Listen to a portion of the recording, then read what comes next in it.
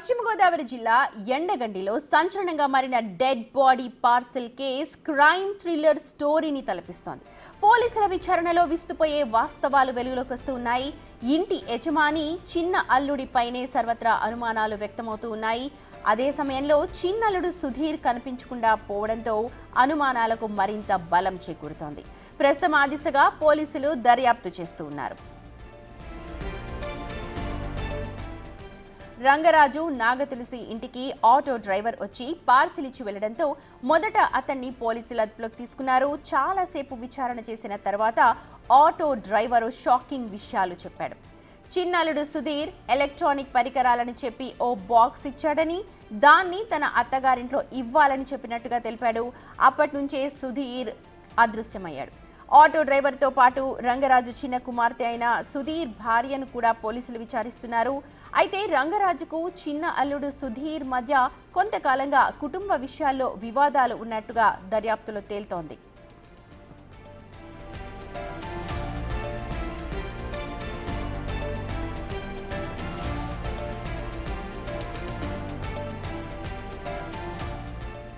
అయితే ఒకవేళ చిన్నల్లుడే కనుక ఈ డెడ్ బాడీ పార్సిల్ని పంపిస్తే మరి అందులో ఉన్న డెడ్ బాడీ ఎవరిది? ఎవరిని చంపి పార్సిల్ చేశాడు? లేకపోతే భయపెట్టేందుకు ఎవరి డెడ్ బాడీనైనా పెట్టి పంపించాడా? 1,30,00,000 ఇవ్వాలని డిమాండ్ చేస్తూ మరి లెటర్ ఎందుకు రాశాడు?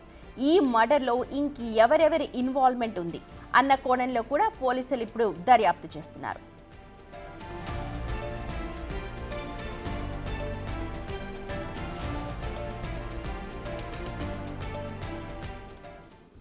ఈ సంచలన ఘటనకు సంబంధించిన డీటెయిల్స్ అందించడానికి మా ప్రతినిధి సాగర్ సిద్ధంగా ఉన్నారు. సాగర్, నిజంగా చరిత్రలోనే ఫస్ట్ టైం అనుకుంటాను, సినిమాలో మనం చూస్తూ ఉంటాం ఇలాంటివి జరగడం, కానీ ఫస్ట్ టైం ఇలా లైవ్లో చూస్తూ ఉన్నాం మనం. ఒక డెడ్ బాడీని పంపించి డబ్బులు అడగడం కావచ్చు, లేకపోతే డెడ్ బాడీని పార్సల్గా పంపించడం కావచ్చు, ఇవన్నీ చూస్తూ ఉంటే నిజంగా ఒక మూవీస్ ఎంత ఎఫెక్ట్ ఉంది వాళ్ళ మీద కనిపిస్తుంది. అలాగే పోలీసులు పూర్తి వ్యవహారంలో ఎంతవరకు దర్యాప్తును ఇప్పటివరకు కొనసాగించారు, ఏం చెప్తున్నారు? పశ్చిమ గోదావరి జిల్లా ఉండి మండలంలో ఒక ఇంటికి డెడ్ బాడీని పార్సల్ గా పంపించారు గుర్తు తెలియని వ్యక్తులు. జనరల్ గా ఏదైనా ఎలక్ట్రానిక్ సామానో, లేకపోతే మనం ఆన్లైన్ లో బుక్ చేసుకున్నదో, లేకపోతే పోస్టల్ ద్వారానో మనకి పార్సల్ వస్తూ ఉంటాయి. కానీ ఎంత ధైర్యం ఉంటే, ఎంత కిరాతకంగా ఆలోచించి ఉంటే ఒక డెడ్ బాడీని ఒక చిన్న బాక్స్ లో మడత పెట్టి దాన్ని తాళం వేసి, మళ్ళీ ఆ పెట్టికి తాళం వేసి ఒక ఇంటికి పార్సల్ చేశారు. ఆ డెడ్ బాడీతో పాటు 30,00,000 ఇవ్వాలంటూ కూడా ఒక ఉత్తరం కూడా ఉండటంతో నిన్నంతా పూర్తి కలకలం రేగిందని చెప్పుకోవచ్చు. ఉమ్మడి పశ్చిమ గోదావరి జిల్లా వ్యాప్తంగానే కాదు, రాష్ట్ర వ్యాప్తంగా కూడా ఒక డెడ్ బాడీని పార్సల్ చేసిన సంఘటన మొట్టమొదటిసారి అంటూ పశ్చిమ గోదావరి జిల్లా ఎస్పీ అద్నాన్ నయీం అస్మిన్ సైతం చెప్పిన టీవీతో మాట్లాడిన పరిస్థితి ఉంది. అంటే అసలు ఎంత కిరాతకంగా ఆలోచించారు వారు. అసలు ఇది పూర్తి ఈ కేసు అంతా కూడా మొత్తం అడుగడుగునా మిస్టరీలతో నిండిపోయిందని చెప్పుకోవచ్చు. ఒక ఆటో డ్రైవర్తో పాటుగా అతనికి సహాయకుడిగా వచ్చిన వ్యక్తి, యువకుడు, ఇద్దరూ కలిసి ఉండి మండలం ఎండగండి గ్రామంలో ఉన్నటువంటి రంగరాజు, ముదురూరి రంగరాజు ఇంటికి ఈ డెడ్ బాడీ పార్సల్ను డెలివరీ చేశారు. ఈ డెలివరీ చేసిన అప్పుడు అసలు ఎవరిచ్చారు వారికి బాక్స్, అనంతరం ఆ బాక్స్ ఎక్కడ రిసీవ్ చేసుకున్నారు అనే దాని మీద కూడా పోలీసులు చాలా సవాలుగా మారిందనే చెప్పుకోవచ్చు. మరలా పోలీసులు ఇన్డెప్త్ విచారణకు వెళ్ళినప్పుడు అక్కడ సీసీ కెమెరాలు మొత్తం విచారణ చేసినప్పుడు విస్తుపోయే నిజాలు వెలుగులోకి వచ్చాయని చెప్పుకోవచ్చు. ఇంచుమించుగా ఉదయం నుండి నిన్న అర్ధరాత్రి వరకు కూడా రంగరాజు కుమార్తెలతో పాటుగా ఇటు వారి కుటుంబ సభ్యులందరినీ కూడా పోలీసులు అదుపులో తీసుకున్నారు, విచారించారు. 3 బృందాలుగా ఏర్పాటు చేశామంటూ జిల్లా ఎస్పీ అద్నాన్ నయీం అస్మిన్ టీవీతో చెప్పడం జరిగింది. ఈ బృందాల్లో ఒక్క బృందం ఆ సీసీ కెమెరాల ట్రాక్ మొత్తం పరిశీలించడంతో పాటుగా ఎండగండి చుట్టుప్రక్కల గ్రామాలను జల్లెడ పెట్టారు. అప్పుడే ఒక విషయం పోలీసులకి తెలిసిందన్నట్టుగా మనకు సమాచారం అందుతుంది. కేశవరం గ్రామం, పిప్పర దగ్గర ఉన్నటువంటి కేశవరం గ్రామంలో ఒక ఆటో డ్రైవర్ బాక్స్ను, డెడ్ బాడీ ఉన్న బాక్స్ను రిసీవ్ చేసుకున్నాడు. దాన్ని రంగరాజు ఇంటికి తీసుకువెళ్ళాడు. అనంతరం అక్కడికి వారి చిన్నల్లుడు సుధీర్ కూడా అక్కడికి వచ్చాడు. ఆ బాక్స్ అక్కడ ఉంది అంతా కూడా చూసుకున్నాడు. అప్పటికి ఇంకా బాక్స్ ఓపెన్ కాలేదు.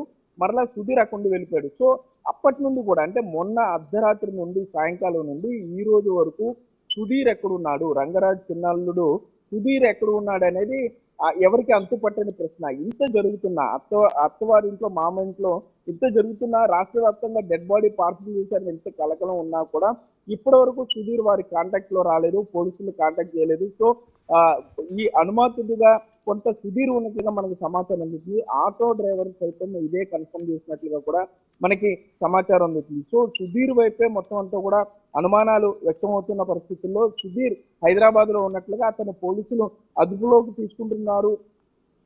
ఇప్పటికే పోలీసు అదుపులో ఉన్నాడు అని కూడా కొంత మనకి సమాచారం అందే పరిస్థితులు ఉన్నాయి. అయితే ఈ రంగరాజు, ముదునూరు రంగరాజు ఎండగంటి గ్రామంలో కొంతకాలంగా నివసిస్తూ వస్తున్నారు. ఆయనకు 2 కుమార్తెలు. పెద్ద కుమార్తె సావిత్రి తులసి, పెద్ద కుమార్తె తులసి నిర్దోళం చెందిన వ్యక్తిని పెళ్లి చేస్తుంది. అనంతరం అతను పూర్తిగా అప్పులు చేయడంతో కనిపించకుండా వెళ్ళిపోయాడు. అప్పటి నుండి తండ్రి వద్ద ఉంటూ కూతురుని పోషించుకుంటుంది.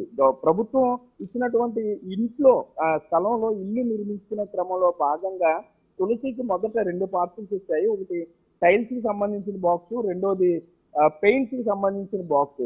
అట్లాగే ఈ 3వ బాక్స్ వచ్చే ముందు కూడా ఒక మహిళ తనకు ఫోన్ చేసినట్లుగా తులసి చెప్తుంది. మీకు 3వ బాక్స్ వస్తుంది, సో ఆ బాక్స్ ని కూడా రిసీవ్ చేసుకోండి, మీరు పేదవారు కాబట్టి ఆ బాక్స్ ని కూడా యూటిలైజ్ చేసుకోండి, అందులో ఎలక్ట్రానిక్ గూడ్స్ ఉన్నాయి, ఇంటికి సంబంధించిన ఈ నిర్మాణానికి సంబంధించినటువంటి విద్యుత్ పరికరాలు ఉన్నాయంటూ చెప్పడంతో ఆ బాక్స్ ని తులసి రిసీవ్ చేసుకుని ఇంట్లో ఉంచుకున్న తర్వాత ఒక్కసారిగా వాసన రావడంతో తండ్రితో కలిసి ఆ బాక్స్ ఓపెన్ చేసే ప్రయత్నం చేసింది.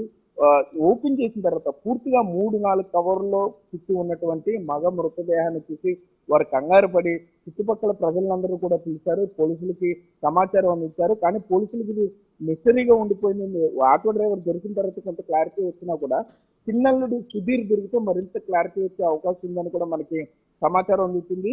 ఈ 1,30 లక్షలు డిమాండ్ చేస్తూ పెద్దల్లుడు తమకు పెద్ద మొత్తంలో అప్పు ఉన్నాడు, అది వడ్డీతో కలిపి 1,30 లక్షలు అయింది కాబట్టి మా డబ్బులు మాకు ఇచ్చేయండి అంటూ కూడా ఆ ఉత్తర్వులో ఉన్నట్లుగా పోలీసులు చెప్తున్నారు. సో ఇది ఆస్తి తగాదాల కింద చూడాల్సి వస్తుందంటూ కూడా పోలీసులు చెప్పే పరిస్థితులు ఉన్నాయి. ఈ రోజు సాయంత్రం లోపు ఎట్టి పరిస్థితుల్లో ఈ కేసు ఒక కొలిక్కి వచ్చే అవకాశం ఉంది. తప్పనిసరిగా నిందితులను పట్టుకుంటా ఉంటూ కూడా పశ్చిమ గోదావరి జిల్లా పోలీసులు చెప్పే పరిస్థితులు అయితే ఇక్కడ ఉన్నాయి. Sumathi, right, thank you so much Sagar. మొత్తానికి సంచలనంగా మారిన ఈ డెడ్ బాడీ పార్సల్ కేసుకు సంబంధించి పోలీసులు అయితే త్వరగా విచారణ చేపడుతున్నారు. అయితే ఈ డెడ్ బాడీ ఎవరిది అన్న కోణంలో కూడా విచారణ చేస్తూ ఉన్నారు. ప్రస్తుతం సుధీర్ కోసం అయితే గాలింపు కొనసాగుతోంది.